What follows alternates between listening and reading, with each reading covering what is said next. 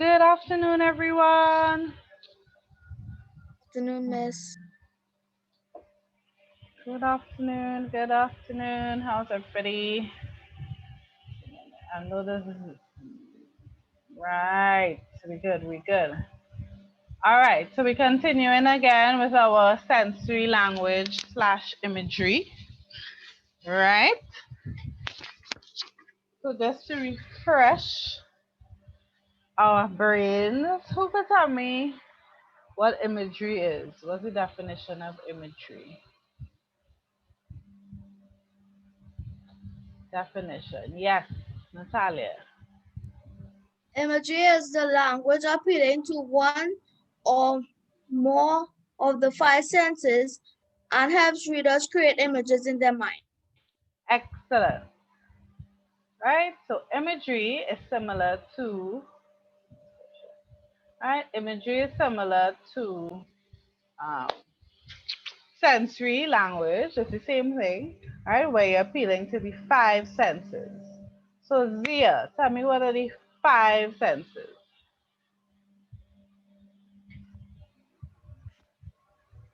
Hair, smell, taste, touch. Give me that again. Hair, smell, taste, touch, sight. Okay. Hear, smell, taste, touch, and sight. Right? So those are your five main senses. Excellent. All right. So we're continuing today. Well, let's look at some. We're going to look at some examples.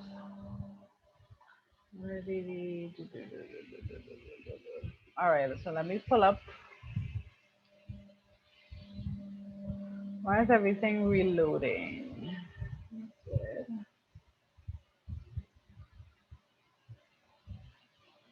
All right, everything's reloading.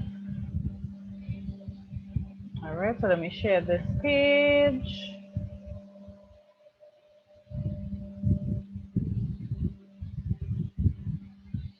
Imagery or sensory details in sentences. Right? As soon as it loads. All right, so we have some sensory detail examples. So these are examples that you can use in your essays, or these are examples of how you would use sensory details in your essays when you're writing your stories, right? So, like Natalia said, sensory details appeal to the five senses: sight, sound, smell, touch, and taste. When writing up narrative, your objective is to get the reader to feel like they are there with you. Adding sensory details will help you achieve this goal. Right? Another way you can think of it, pretend that your reader is blind, deaf, can't smell, can't taste, has no hands, all of these things. So you have to put in as much detail as possible for somebody who does not have the ability. So if someone is blind and you have to describe a scene, right? You're not going to say it is brown. That's not really describing the scene. So the more details you add, the better it is for the reader. So you'll get a sense of, hey, this is what they're talking about. All right, so let's go through some of the examples. We're not going to read all of them, probably like just two. All right, so I see Josiah's here. So Josiah, read the first two on the site.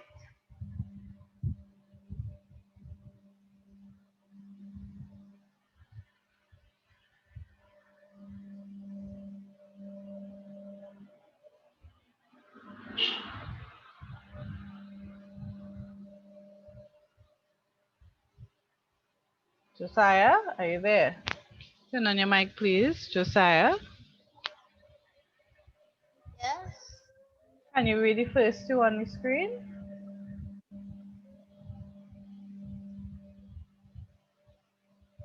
The first two what? Under the topic of sight, can you read the 2 points there? The 2 examples that they are given. Are you seeing the screen? Everybody is seeing, yes? Yeah, The screen is up, right? yeah. So read those 2 for me. The green of rolling, the green of rolling pastures, the streets glisten, Listen. glistened like shining ornaments after the rain. All right, thank you. So you have dark green of rolling pastures.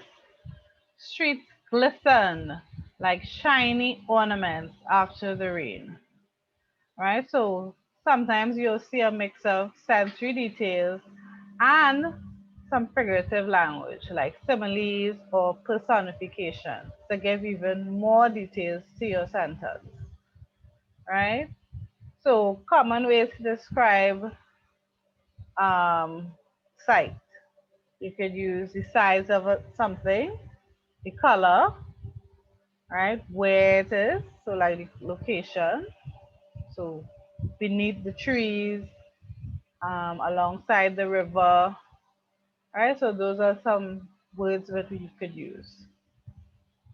Let's go to the second one, sound. Natalia, read any 2 that you want, any 2. First 2, the middle 2. Just read 2 of those sentences on the sound. The wall shook and vibrated like the tail of a rattlesnake. Wind swirled around our beach house, whistling loudly to a terrible tune. Excellent. So we have the walls shook and vibrated like the tail of a rattlesnake. Or you could even say shook and vibrated like maracas, right? Or the shack shack. So the reader has an idea of the sound that it's making, right? Also the motion, right? And they have a mix of like the tail of a rattlesnake. So that's simile, right? So you can use 2. You could use the imagery and you could use figurative language. Wind swirled around our beach house, whistling loudly. It's a terrible tune, right? So it's a very noisy wind. Whistling loudly. That's personification, right? Let's go to Alanis. Give me 2 from here. From smell.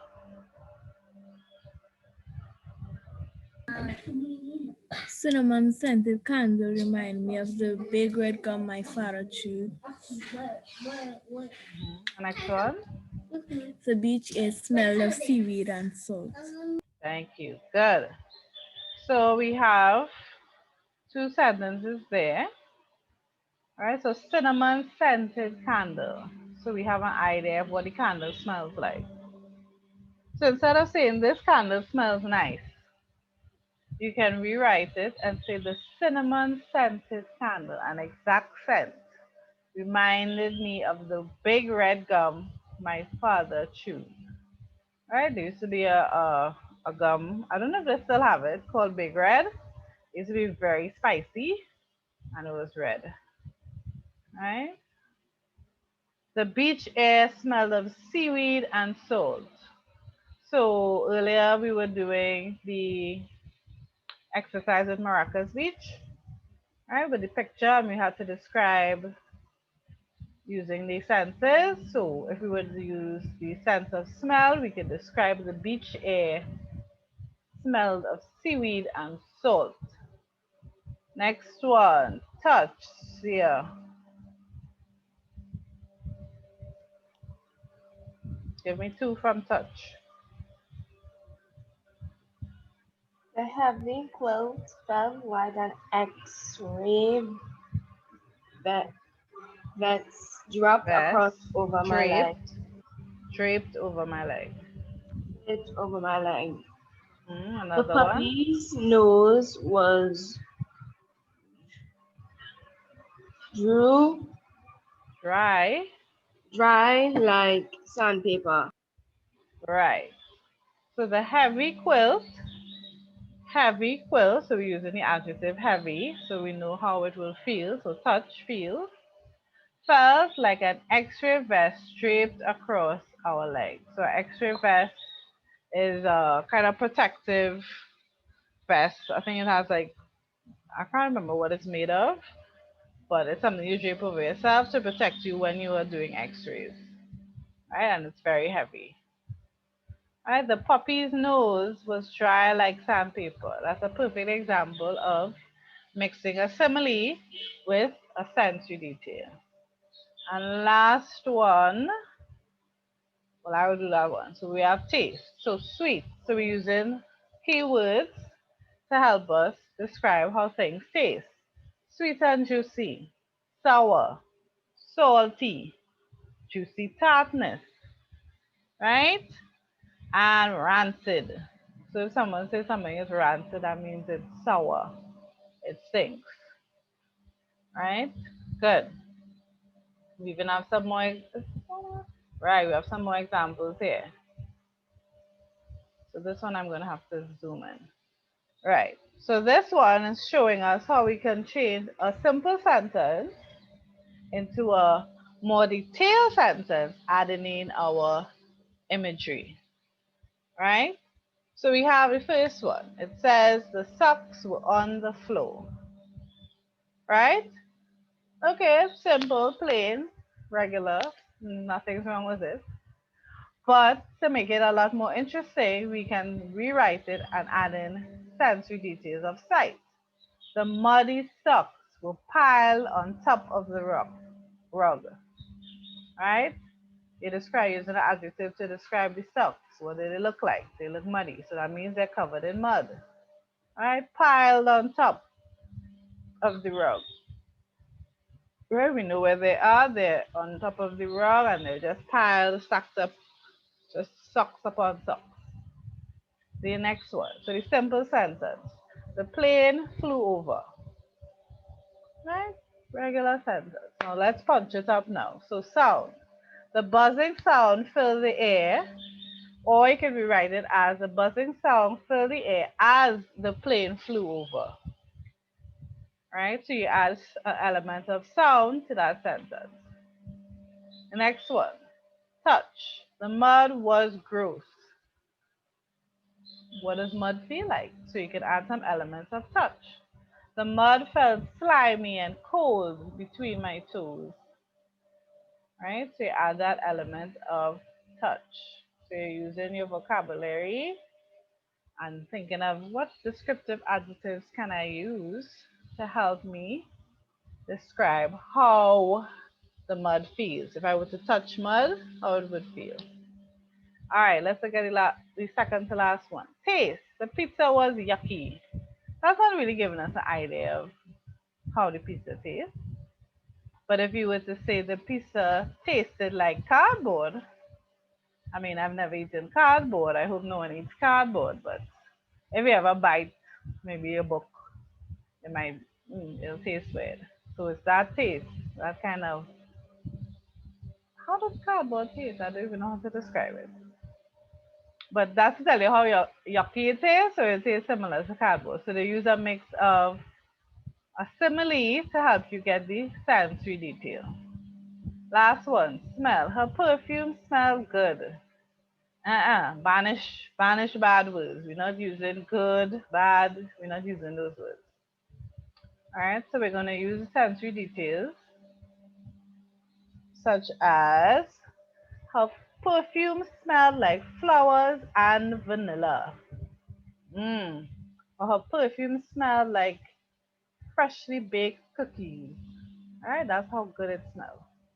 So that's the kind of detail we want. And you could use the similes or personification or alliterations or any of the figurative language to help you create your sentences.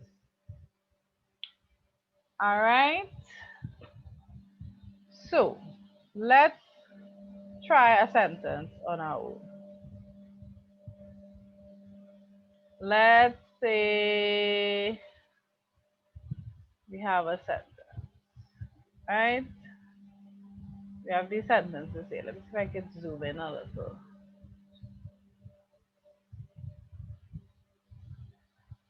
All right. This group of sentences in the corner.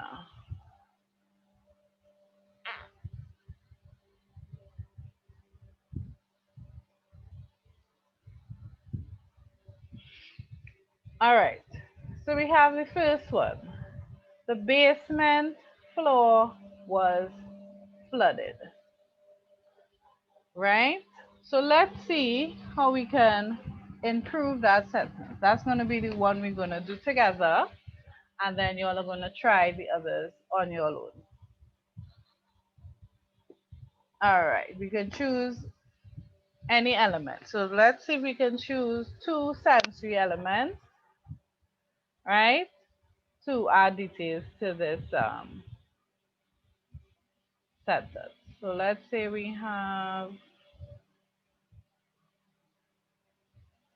all right, so we're going to add two sensory elements. Right, two senses and some sort and like one figure of speech, figurative language. All right, so let's look at some vocabulary words. We're looking at this one here, number one. The basement floor was flooded. What details can we add? So everybody, we're brainstorming here. We're brainstorming some details that we could add to our sentence, and then we're going to create a sentence. So let's start with who's first on the list. Let's start with Natalia's first. All right. So give me some words we can use. Let's look at some vocabulary words we could use. Muddy, All right, muddy. What else? Some color.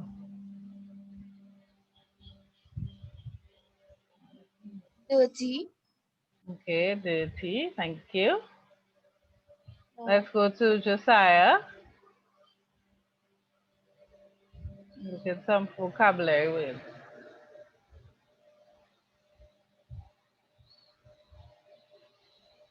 The basement floor was flooded. So Zia and Alanis, think about some vocabulary words you can include in the meantime. So by the time I get to y'all, y'all would have your words ready. All right. Yes. Back to Josiah. um,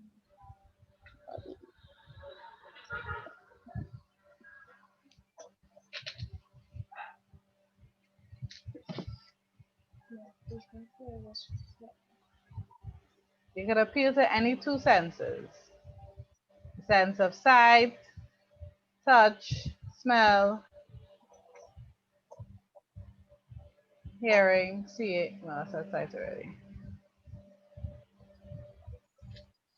And how it looked, how it smelled.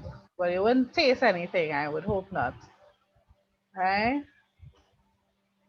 Maybe some items that were floating along the basement floor. Come Josiah, I need two words. Just two vocabulary.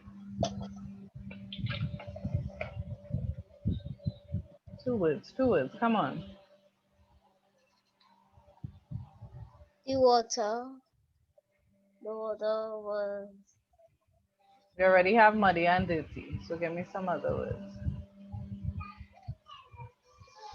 The water was filling up the basement. Okay, filling up the basement.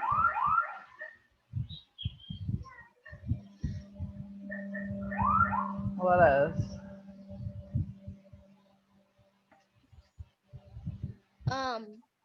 And what I felt was the water pulling me back. The water's pulling you back? Yeah. How the water is pulling you back? It's not like the ocean that has currents, right? If the basement floor is flooded, well, we don't know what's causing it to flood, right? But it doesn't have a current to pull you back. It'll just be like a steady stream, like in a sink, right? Right. Water, Uh-huh. water dripping.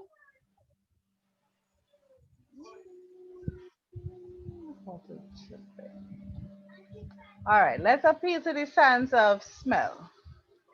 The basement floor is flooded. How do you think that would smell like? What do you think that would smell like?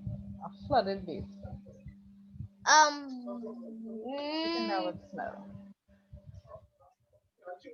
You could use a simile. It smells like. You could use something like that to help you. How would that smell?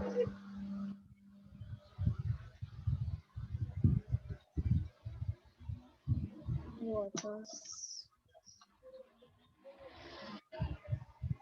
All right, think about it. I'll come back to you. All right, Alanis, give me some vocabulary words we could use here.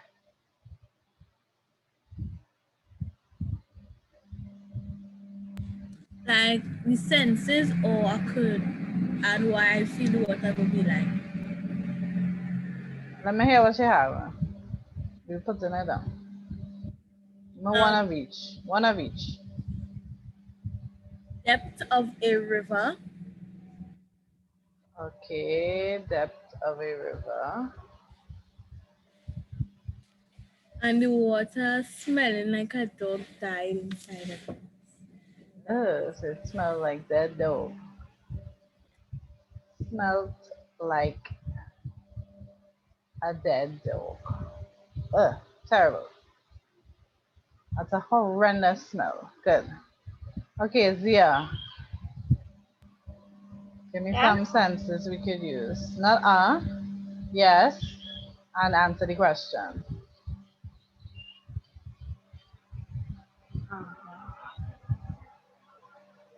Let's just be brainstorming here, so we're trying to get as many vocabulary words as we can to create a sentence, a complex sentence. Right? A complex sentence has conjunctions, the correct punctuations. All right, so and as much detail as possible. It was like the basement was like a swamp. All right, swamp. What else? Give me another word. And it smelled like the Yeah. garbage truck passing. Okay, we have smell already. So give me another sense. Sense. It was sticky. All right, so sticky. Okay, coming back to Josiah. So I think you just had one more for me. So just give me a one more.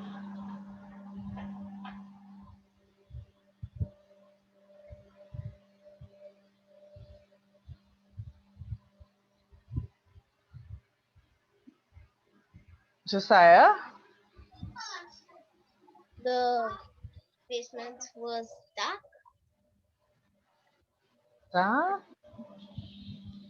right.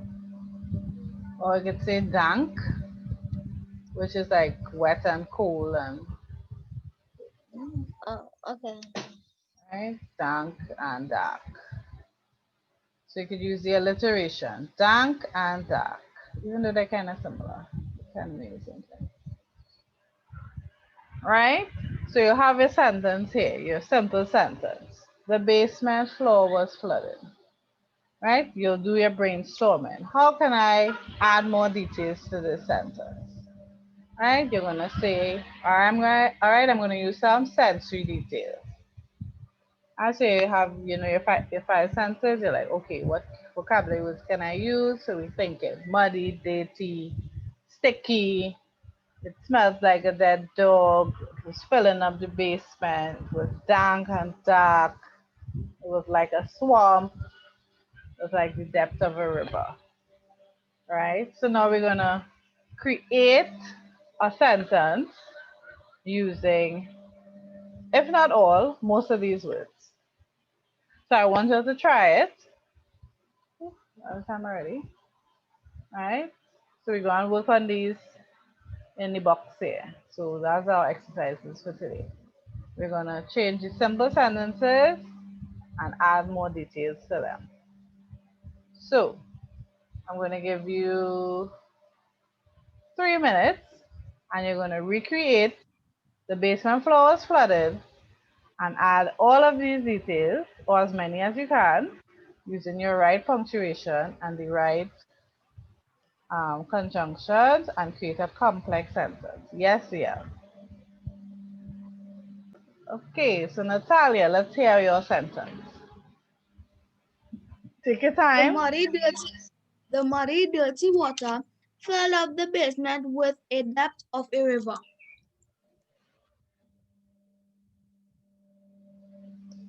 All right. I wanted two sentences, but I will take it. I'll take it. Good. Let's say Alanis.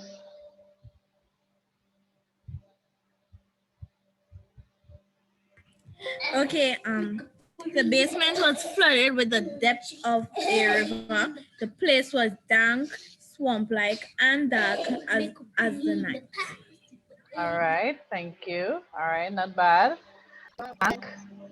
Tank basement floor was flooded with dirty water that smelled like a dog. Not like a dead dog.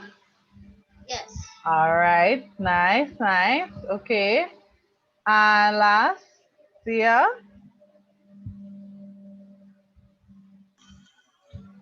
The basement was dark, dank and dark, filled up the base with the depth of a river and smelled like a dead dog. No, no, no, no. That means you just take and stick them together. No, it has to make sense, right? All you have is the basement for down river, filling up basement. No, you have to use your conjunctions and your transition words to join and make a sentence, right? You just stick and stick them together. That's not necessarily what it has to sound like a sentence, right? The sentence has a subject, verb, and an object.